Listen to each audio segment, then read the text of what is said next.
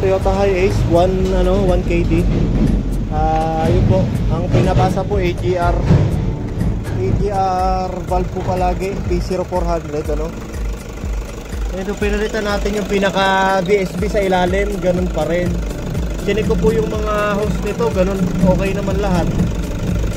Ngayon po napansin ko po sa kanya, kagagawa lang kasi nito, maluwag to. Maluwag yung pagkakakabit, sumisingaw.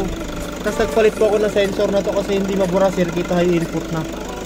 Yung exhaust gas recirculation flow, yung lumalabas yun, wala na pong check yun. Parang may singaw siya, maririnig mo. Ito pa pinalitan natin yan mga bossing. Ito, pinalitan natin ng ganito. Kasi dalawa lang po pwedeng pagmulan eh, kung hindi yung pinaka ano niya, yung pinaka BSB actuator, yung kanya pong itong sensor na to. Yan lang po parang pinaka ano niya, pinaka sensor niya kung naka-open or naka-close by EGR natin. Yan, wala na pong error yan. Matagal na pong problema to ng customer. Pinagawa na po sa iba, ganun pa rin, di naman nagkaroon ng pagbabago. Kaya tinry po natin i-troubleshoot ano. Toyota Hiace na Grandia.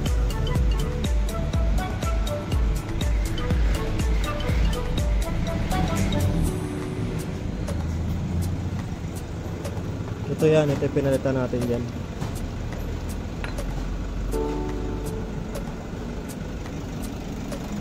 Tingnan natin yung error niya dati. Yung error niya dati.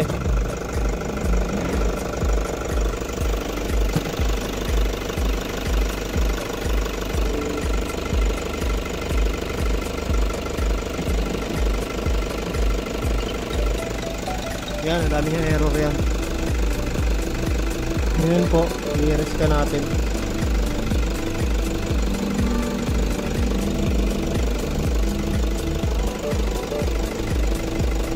Naitakbo ko na po ito, no? Mga ilang kilometro rin tinakbo ko.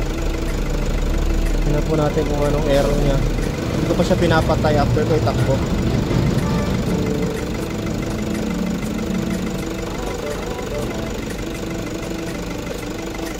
Ito pong BSP nito, andun po sa ilalim yung pinaka actuator nito.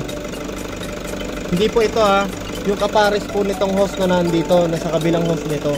Meron dong mas malaki rito, yun po yung pinaka BSP nung ano. Yan, normal na po, wala nang error.